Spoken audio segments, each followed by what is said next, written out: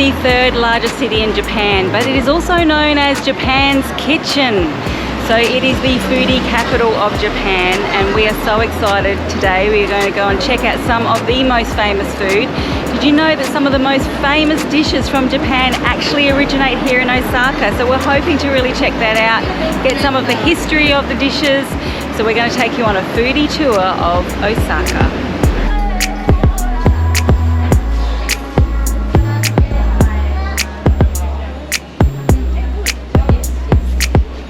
So we're about to go into this little place here. It's traditional udon noodles served in a bowl with beautiful broth and a tofu skin on top.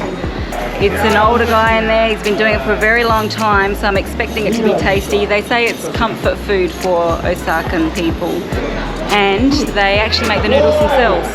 So upstairs, the top, the son makes the noodles, and down in the shop, the dad serves the customers. So we're going to go and check it out. It's just a little place, so it's a little like stand at the bar, eat, get out kind of place. So we've got to be quick, so let's go check it out.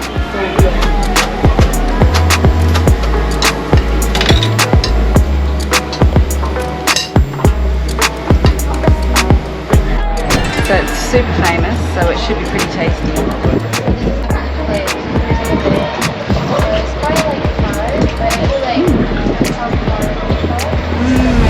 Noodles are super springy and soft, delicious.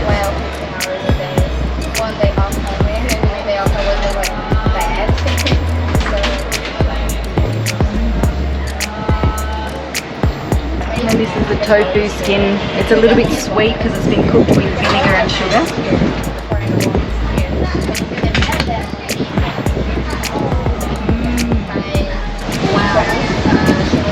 So tasty. The texture is just beautiful, sort of chewy, soft, but the flavour's amazing. Good job. Very good. Those udon noodles are so tasty. Not only do they make their own noodles upstairs, but he makes fresh broth every day with like dried sardines, dried bones, all sorts of delicious things to make that broth every day. Wow, what a hard working guy every day to serve up delicious food like that. All right, let's go and check out our next spot.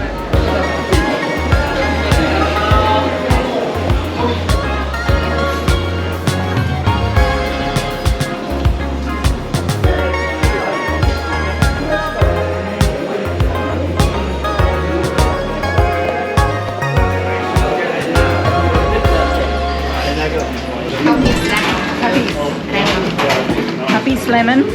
So it's a little bit like a fermented, like a Yakult yogurt sort of drink with a sour lemon and alcohol. So I'm gonna give it a taste. Oh, that's so nice. It's like sweet, a little bit milky from the yogurt, but then that sour lemon. It's really delicious. What do you say? Kanpai.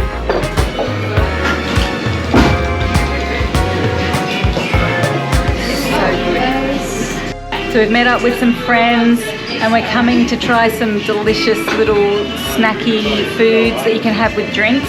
This one here, I'm going to try first, Kushikatsu. Kushikatsu is deep fried things on sticks. This one here is actually lotus root that's been deep fried. And this place here was famous, I don't know if you've seen, no double dipping. So the owner of this place here was famous for telling people no double dipping in the sauce. So there's no double dipping. And then everybody like just almost passing out, like just so much food. That lotus root is perfectly cooked. There's still got a little bit of bite to it.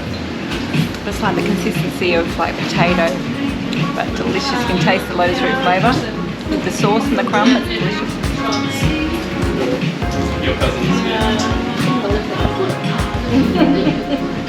Now I'm going to try some avocado karaage. Beautiful morsels of avocado that have been battered and deep fried like karaage chicken, but avocado instead of chicken. Yummy dipping sauce.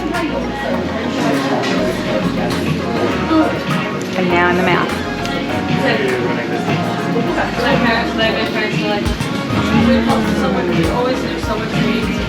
That is so delicious.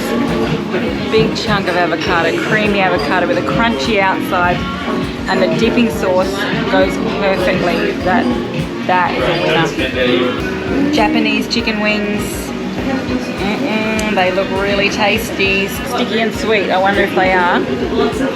So they're coated in a little bit of corn flour to make them extra crunchy.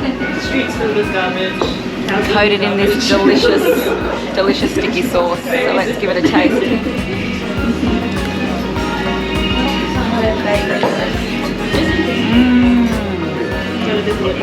Oh, they're good chicken wings.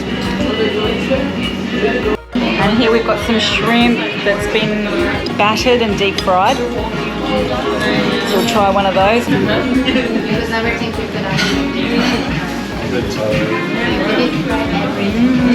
Beautiful prawn shrimp inside.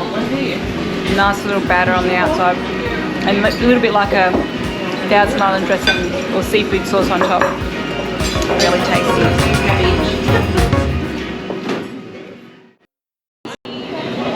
It can be really overwhelming to find places to eat when you're in a foreign country, and even places to go and things to see and do. So we would like to introduce you to the sponsor of our video, Augmented Tours. It's an app that you can download, so you've got a tour guide in your pocket. The tours are usually curated by locals, so you'll get the local inside knowledge on places to go. There's food tours on there, cultural tours on there, sightseeing tours. Whatever you're into, you'll be able to find a tour. What's great about the tours available on the Augmented app is you can stop and start at any time, so you won't miss anything. It's like having your own personal tour guide in your pocket. And best of all, many of the tours are completely free. So you can even take one of our tours on the Augmented Tours app. Our Mumbai tour is out and our Singapore tour will be out shortly, so check it out. So download the Augmented Tours app today and start exploring.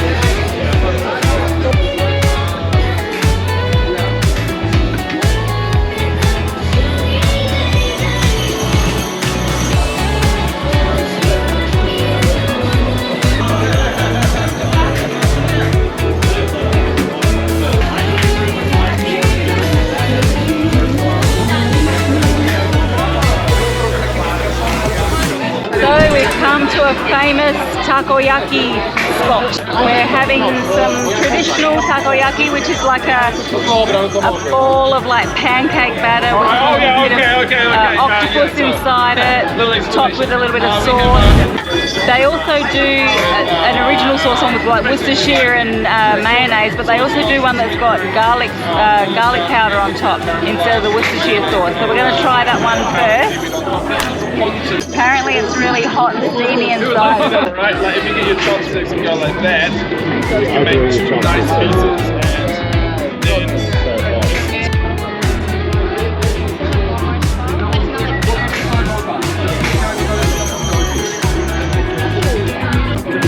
It's hot and it's garlicky. I don't think I'm a real fan of the garlic, but we'll try the original and see what we think.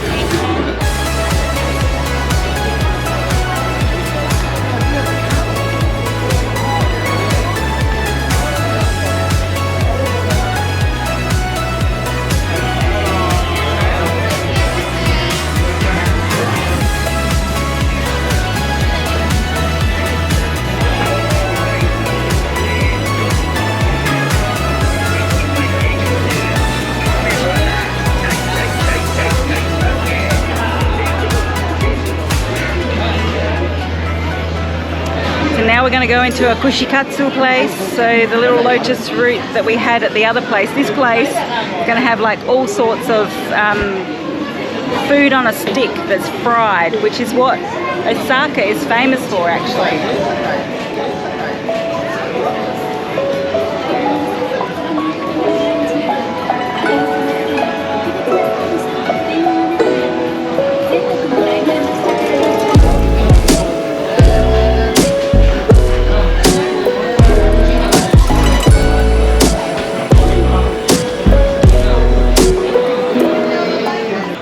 Okay, so now we're going to try some Chashu, which is like the pork, the thinly sliced pork that you get on top of like ramen and that.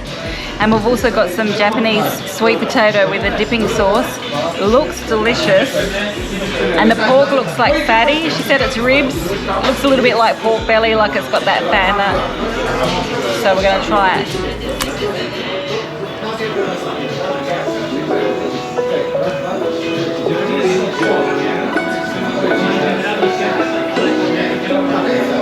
Got a few bean sprouts, mung bean sprouts underneath. Probably provide a bit of extra crunch, so let's give it a taste. Looks hot.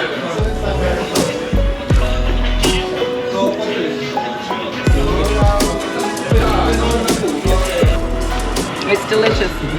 The pork's really fatty, so it's got that real richness, that real heaviness to it.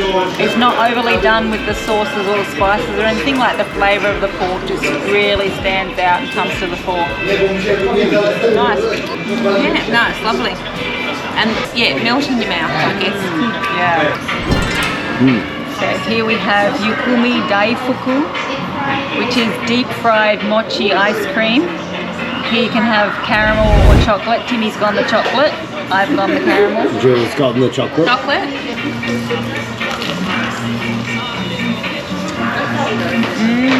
So basically, you've got a ball of ice cream inside with like a mochi skin on the outside. It's then been crumbed and deep fried. Falls off the stick straight away, but anyway.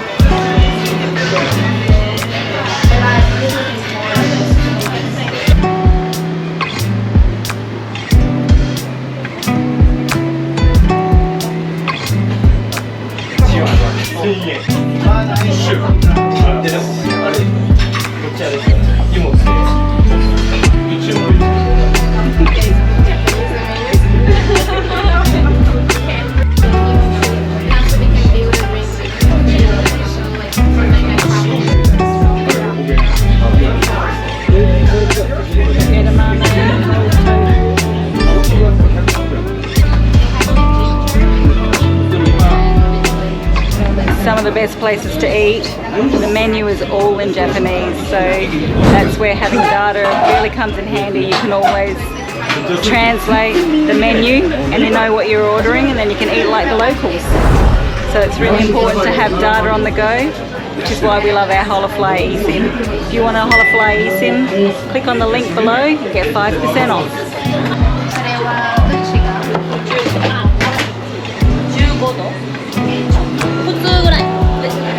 So this place is famous not just for its food, but for its sake. And we just learned sake just means alcohol in Japanese. So as you can see, Julie's got a frothy sake. It's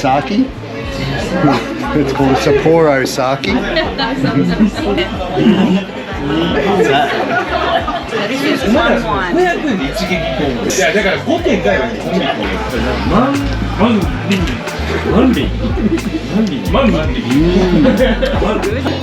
Kampai. The glasses are bigger down that end, they get smaller down this end. This one's really nice. I've had a couple of plum wines here. This one really tastes like Plums? prune plums, like but the plums that they make prunes out of. That's what this tastes like. It's really good. I'd say this sake, it's not too sweet, it's not too dry. It's just Goldilocks sake. Goldilocks sake. Rice wine. They do it pretty good here in Japan. Taste? Yeah.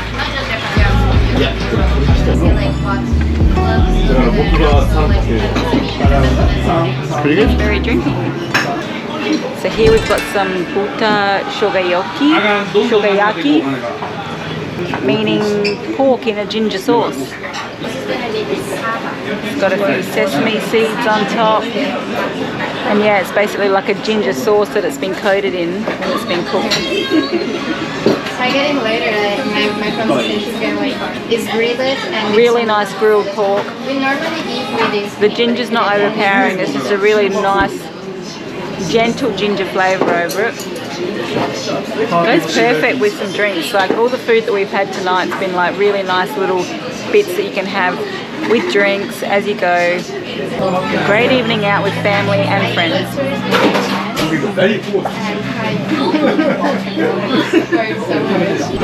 And here we've got some delicious grilled mackerel. Just salt and pepper, simple, tasty. Of course, the lemon's going to go really well with it.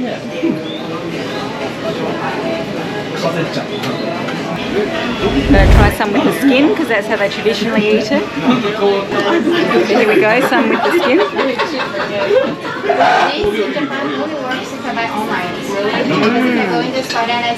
The skin's almost a little bit crispy because it's been grilled.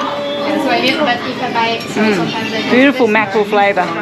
Delicious. The birthplace made is going to be mixed shoyu, some like umami sauce. And here we have beautiful beef in a shoyu and sake sauce, it's sort of like a stew. So a beef and tofu stew basically. And here we have a beautiful meaty kind of stock, like a soup with a radish poached in it and some Japanese mustard, which is quite like wasabi, like a hot English mustard. But this is normally only served in winter, but it's a comfort food for people here in Japan. Like if you're not feeling really well, this would be what they would go to eat at that time. So here we go, a little bit of radish, I can pick it up, a little bit of the mustard on it.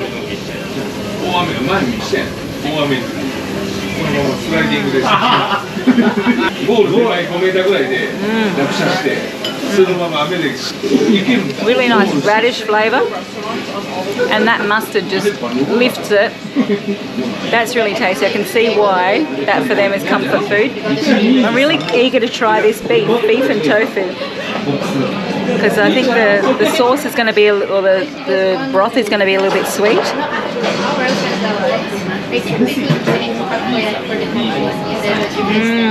You can taste that sweet sake in the broth there with the tofu.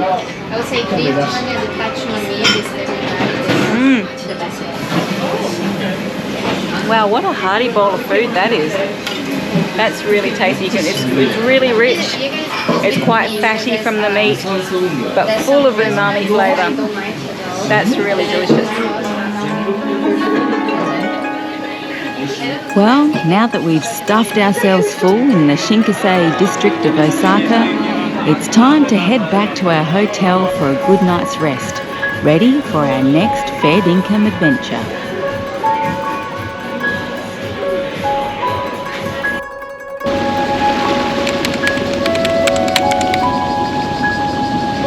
Behind me is the atomic bomb dome, right on the Motoyatsu River. And when the bomb dropped, that survived. Many of the people were jumping in the river to escape the bomb blast and the flames.